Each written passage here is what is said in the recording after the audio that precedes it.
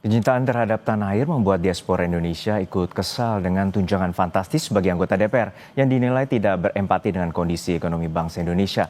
Lalu bagaimana pandangan diaspora Indonesia? Salsa Erwina Huta Galung melihat kondisi ini. Kita telah terhubung melalui sambungan Zoom dengan Salsa Erwina di kota Aarhus, Denmark. Selamat pagi waktu Denmark, Mbak Salsa. Selamat pagi, Kak Juno. Ya, Mbak Sasa, ini kita ingin berbincang terkait dengan salah satu postingan Anda bahwa Anda salah satu diaspora Indonesia yang saat ini berada di Denmark dan juga menilai bahwa tunjangan fantastis anggota DPR ini meresahkan diri Anda dan juga sejumlah teman-teman diaspora Indonesia. Seperti apa pandangan Anda? Ya, Kak, ini ketidakadilan dan kesenjangan yang luar biasa besar dengan masyarakat ya. Mungkin tadi udah dibahas, Kak, beberapa argumen, tapi yang aku mau sentuh di sini, DPR adalah wakil dari rakyat. Mereka akan bikin kebijakan-kebijakan yang akan mempengaruhi kemanusiaan, kualitas hidup rakyat, kesejahteraan dari rakyat. Maka, kalau kesenjangannya itu terlalu tinggi, mereka bahkan tidak merasakan penderitaan yang dirasakan dari rakyat. Makanya banyak banget Kak, kita lihat komen-komen dari DPR yang sangat mati empati terhadap rakyat karena memang mereka secara realistis tidak merasakan penderitaan yang dirasakan oleh rakyat. Aku ingin membandingkan ya Kak, rasio perbandingan penghasilan pemerintah Indonesia dibandingkan dengan pemerintah-pemerintah lain secara global.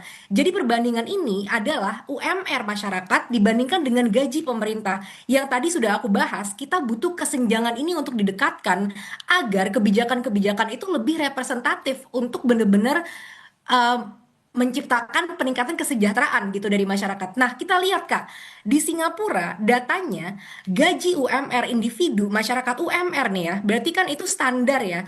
Itu gaji parlemennya hanya 2,6 kali lipat lebih besar dibandingin dari UMR. Di Malaysia, ini salah satu data tertinggi yang aku lihat ya, di Asia juga, yaitu 9 kali lipat Kak. Nah, sedangkan di Swedia atau deket banget nih sama Denmark ya, Hmm. tempat aku tinggal, itu hanya berbeda 1,9 kali lipat. Jadi memang kesenjangannya nggak jauh agar kebijakan-kebijakan yang dibuat itu benar-benar bisa dirasakan masyarakat. Tapi Kak, di Indonesia, bayangkan UMR kita secara nasional kalau dirata-ratakan itu hanya 3,5 juta per bulan. Dibandingkan dengan take home pay yang hampir 120 juta, itu 34 kali lipat. Ini kesenjangan yang luar biasa besar. Kedua, masalah keadilan ya, Kak. DPR itu nggak bayar pajak dengan penghasilan sebesar itu, fasilitas yang luar biasa, patwal, staff, tunjangan rumah, tunjangan telepon sampai berjuta-juta, mereka tidak membayar pajak. Kita bandingkan dengan masyarakat yang sebelum kita terima gaji, itu pajak kita udah dipotong langsung. Belum lagi baru baru disahkan, PPN mau naik, PBB naik secara brutal dan membabi buta ya, sampai 1.000 kali lipat gitu di beberapa daerah. Jadi memang ini benar-benar kelihatan banget Kak secara terang benderang seperti matahari bahwa masyarakat dicekik habis-habisan tapi pemerintah kita hidup dengan bermandi-mandi kemewahan. Menurut aku ini ketidakadilan yang luar biasa besar dan kesenjangan yang semakin besar antara anggota parlemen dan masyarakat sehingga mereka tidak akan mampu bikin kebijakan-kebijakan yang benar-benar merepresentasi dan meningkatkan kesejahteraan masyarakat. Nah, untuk saat ini keterangan terbaru dari Wakil Ketua DPR, Sufmi Dasko Ahmad, bahwa menyatakan anggaran tunjangan terutama yang terkait dengan perumahan ini berakhir di Oktober 2025 gitu ya. Untuk saat ini seperti apa pandangan Anda? Maksudnya ini akan digagalkan atau gimana Kak? Jadi komitmen terkait dengan tunjangan rumah itu baru saja mendapatkan informasi dari Wakil Ketua DPR bahwa tunjangan 50 juta rupiah untuk tunjangan rumah tersebut Ya. akan dibatasi hingga Oktober 2025.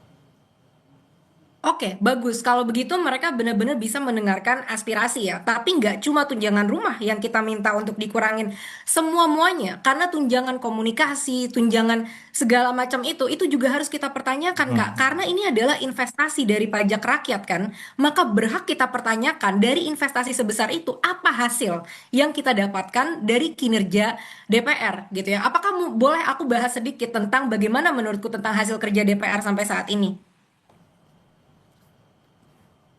Ya, silakan. Gimana, Mbak?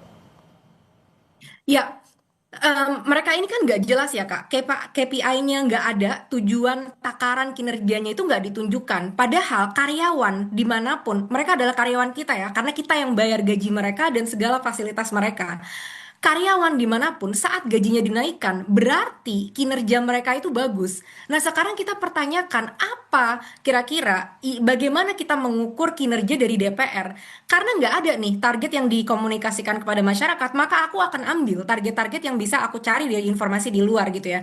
RUU Kak, RUU di tahun 2025 kita punya target sebanyak 42 RUU prioritas yang harusnya disahkan. Sampai saat ini baru ada 14 yang sudah disahkan, bahkan setengahnya pun jauh hasilnya dari sana. Kedua, RUU perampasan aset, Kak. Ini sesuatu yang masyarakat udah bener-bener benci banget dengan korupsi di Indonesia dan ini membunuh banyak banget sistem masyarakat kita, udah merusak ke lini-lini masyarakat ya. RUU perampasan aset itu didukung 94% oleh publik. Ini data dari Transparansi Internasional. Tapi sampai saat ini pengesahannya masih ditunda. Bahkan aku lihat ya, kemarin Syahroni sempat berkata bahwa, oh kalau mau OTT, kalau bisa lapor dulu sama-sama ketua partai. Dia ini sebenarnya pegawai partai Mhm, atau merepresentasikan rakyat. Jadi memang udah bener-bener mhm, hasil kerjanya nggak ada, Kak. Oh, mhm. tapi tunjangannya itu luar biasa besar Iya, gitu baik. loh. Saya potong sebentar. Untuk saat ini Anda juga meminta adanya komunikasi ataupun bahkan Anda mengajak untuk berdiskusi atau berdebat terkait dengan tunjangan ini. Dan untuk saat ini apakah Anda mengetahui bahwa dari Wakil Ketua Komisi 3 Ahmad Syaroni juga telah memposting terkait dengan ajakan ataupun permintaan Anda untuk berdebat? Iya, bahkan kayaknya akun aku udah diblok ya, karena mungkin begitu banyak mention kepada wakil rakyat kita yang satu itu, dan dia sudah balas kalau katanya dia nggak akan menerima ajakan debat itu karena dia masih masih bodoh dan masih perlu belajar. Ya, menurutku kalau memang dia merasa bodoh, maka itu bukan tempat yang baik ya untuk dia mengatakan orang-orang yang mau membubarkan DPR itu ya cenit gitu ya. Itu udah nggak masuk akal banget. Dan yang kedua, kalau memang bodoh, saat kita bodoh kak, aku pun nggak tiba-tiba jadi mewakili Indonesia di lomba debat dunia kan. Itu kan ada proses untuk aku bisa jadi semakin baik. Harusnya dia mau belajar gitu. Dan yang aku pertanyakan di sini adalah pertanggungjawabkan kata-katanya dan kesombongannya menantang masyarakat dengan begitu arogannya dia gitu. Itu yang aku pertanyakan dan Ya. menurutku ini merupakan suatu kemunduran ya untuk Partai Nasional Demokrat saat salah satu anggota partainya berkata di publik dan dia tidak berani mempertanggungjawabkan perkataannya gitu. Jadi tunjangan komunikasi, tunjangan aspirasi yang kita bayar puluhan juta itu untuk apa? Kalau mereka bahkan nggak berani Kak diajak berdiskusi dengan masyarakat biasa loh. Aku kan tidak sekaya Ahmad Syaroni gitu kan. Tapi untuk saat ini bisa Anda gambarkan bagaimana engagement atau interaksi atau komunikasi antara wakil rakyat dengan rakyat, terutama Anda saat ini berada di Eropa, untuk menggambarkan bagaimana kritik itu disampaikan dan juga interaksi komunikasi anggota parlemen atau wakil rakyat di sana untuk mendengarkan aspirasi. Ya, jadi kalau yang kondisi saat ini ya Kak, yang dari posting-postingan aku di sosial media, aku mendapat dukungan yang luar biasa sekali dari masyarakat Maksud karena mereka saya merasakan contoh yang kemarahan. bisa kita ambil dari anggota parlemen terutama di belahan dunia lain, terutama Anda saat Oke, ini berada di Denmark, seperti apa engagementnya dan terutama kalau menurut Wakil Ketua Komisi 3 Ahmad Syaroni bahwa tak ada tata cara untuk menyampaikan kritik. Nah, untuk saat ini Anda punya gambaran terkait dengan penyampaian kritik dan juga ya, pembahasan diskusi bersama wakil rakyat. ya. Jadi di Denmark sendiri Kak, kita ini negara dengan korupsi terendah di dunia. Jadi top 3 korupsi terendah di dunia ya. Jadi memang pemerintahnya itu sudah bisa dapat dipercaya. Makanya kepercayaan dari publik itu luar biasa besar terhadap pemerintah.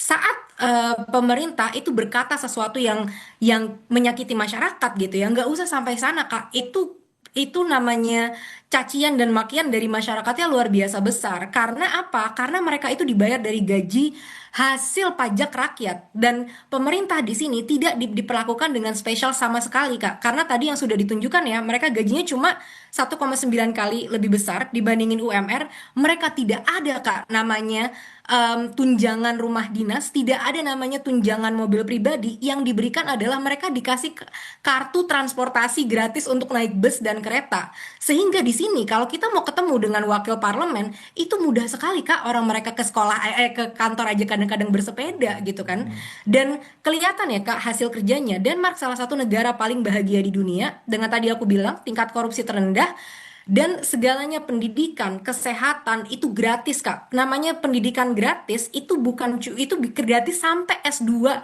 dan sampai S3. Jadi bisa sekolah sampai manapun dan bukan cuma gratis, namanya mahasiswa itu dibayar Kak sama pemerintah untuk bisa belajar. Gitu. Jadi luar biasa sekali tuh.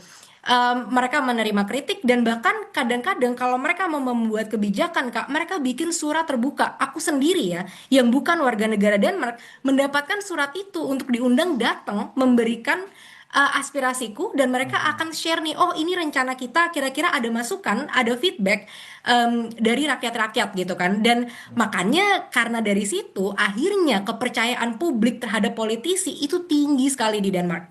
Artinya partisipasi publik itu dinilai sangat penting oleh wakil rakyat, terutama saat ini Anda berada di Denmark, melihat potret itu adalah bagian penting terkait dengan demokrasi. Untuk saat ini, apa saja langkah Anda, terutama dengan diaspora Indonesia di sana untuk menjembatani terkait dengan pikiran Anda, kritikan Anda terkait dengan tunjangan fantastis ini? Iya Kak, dan sebagai bangsa Indonesia ya, yang lahir dan besar di Indonesia, aku cinta sekali dengan tanah airku dan melihat keindahan negara lain, keadilan, kesejahteraan seperti ini, itu ngebuat hati aku hancur ya Kak setiap hari. Karena aku melihat negara-negara ini bukan negara kaya, mereka nggak punya apa-apa Kak, mereka cuma punya sumber daya manusia. Dibandingkan dengan negaraku yang sumber daya manusianya luar biasa banyak, alamnya luar biasa hebat, tapi kemiskinannya luar biasa besar. Nah, berangkat dari situ, kita diaspora-diaspora itu merasakan kesedihan yang luar biasa dengan apa yang terjadi di Indonesia. Ditambah lagi dengan sikap arogan yang kita lihat dari mulai bupati-pati, anggota-anggota DPR, pelawak-pelawak di DPR yang joget gitu ya dengan situasi yang menyedihkan ini. Ahmad Syaroni yang Baik. mengatakan rakyatnya sendiri. Nah, itu ngebuat kita ngerasa semakin marah gitu ya, Kak. Dan aku merasa kita sebagai diaspora, kita punya privilege, kita jauh dari Indonesia. Jadi kita akan lebih sulit kalau mau dibungkam sama pemerintah Indonesia. Jadi disitulah letak perjuangan kita, Kak. Kita punya pendidikan, kita punya karir yang sukses di sini, kita nggak lagi berkecimpung dengan survival gitu ya, harus cari uang setiap hari yang kesulitan dan lain sebagainya. Kita udah keluar dari Baik. itu. Jadi harusnya dengan privilege yang kita punya, kita bisa bantu Baik. saudara sebangsa setanah air kita untuk keluar dari situasi yang menyedihkan ini. Baik, kita nantikan bagaimana terkait dengan introspeksi dan juga evaluasi, dan kita harapkan wakil rakyat juga terus mendengar apa yang menjadi aspirasi dan terutama juga dari teman-teman diaspora Indonesia. Terima kasih Salsa Erwina Huta Galung, diaspora Indonesia yang Terima kasih saat Kak Juno. ini berada di Denmark. Sehat-sehat selalu Mbak Erwina. Terima kasih Kak Juno.